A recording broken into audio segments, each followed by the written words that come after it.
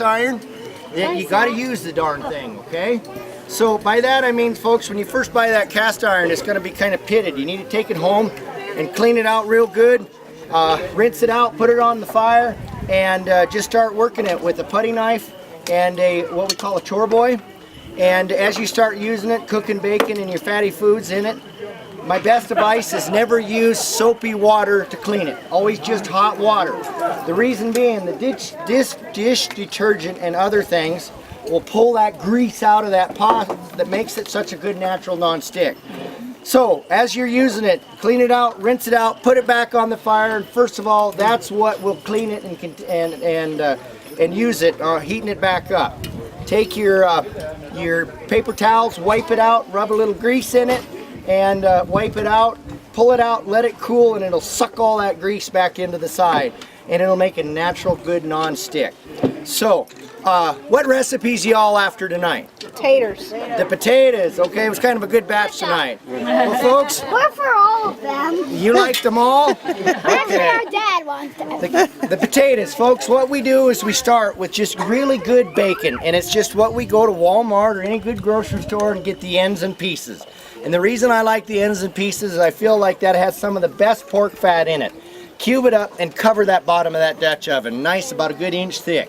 Put it on the fire and fan the flames, because when you cook with this cast iron, it really holds the heat well. Render that bacon down until it's cooked. While that's cooking, go over and clean up your potatoes, run them through a mandolin so they're all nice and thinly sliced. Now the trick of making these good potatoes, first of all, is a good seasoned Dutch oven, and then when that bacon's cooked, leave that grease and all that bacon in the bottom of that pan and pour all those taters in at once, okay? Immediately, salt, pepper, a couple of sweet onions, fold that grease up, put the lid on. By that, it's going to let it cook for a few minutes, occasionally pull that lid and stir it.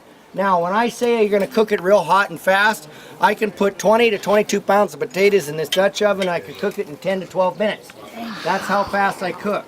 At the end of that 12 minutes, they're going to start softening it up, pull it off the fire, let it sit for a little bit. It'll get fork tender, and grab your fork and your plate and enjoy.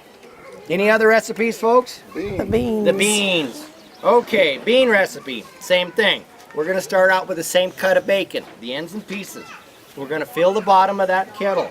We're going to cook that down, and while that's cooking, we're going to go get us a really good piece of sirloin or ribeye, something that has that really good beef tallow and marbling in it. You're going to put all of that good stuff in the pot, and you're going to let both of those fats, the pork fat and the beef fat, come together in that pot. And as that cooks, you're going to go ahead and start adding your vegetables. Bell peppers, red, green, orange, yellow bell peppers. Here at the Wagon, from people from all over the world, we found if you put color in it, people will try it. Then you got them hooked, right? Next up, we got sweet onions. Put it in there, and as it starts cooking, it's going to come to a boil. Your seasoning. Now, all of this is to your own flavor or your own taste. Salt, pepper, chili powder for your heat in the red, brown sugar to offset the heat if you don't like it too spicy, and then cheap old bourbon whiskey. Okay? A little more goes in the cook than goes in the pot, right? All right, as that boils up and all them vegetables soften, you're going to pull it off the fire, add your favorite beans. Tonight we use original Bush's beans. You can use whatever you want, Van Camp, Showboat, whatever you have in your area. Fill that pot full of beans, let it simmer for about an hour, grab your spoon and enjoy. Any more questions, folks? Did y'all get enough to eat? Yes, You know, thank folks, you. this isn't gourmet, but you can't get full on fancy, so it's just good old home truck wagon meals. The nicest compliment you can give us, folks, is to tell a friend, or better yet, jump on TripAdvisor, the stables at Palmer College, and give us a big thumbs up. Thank you for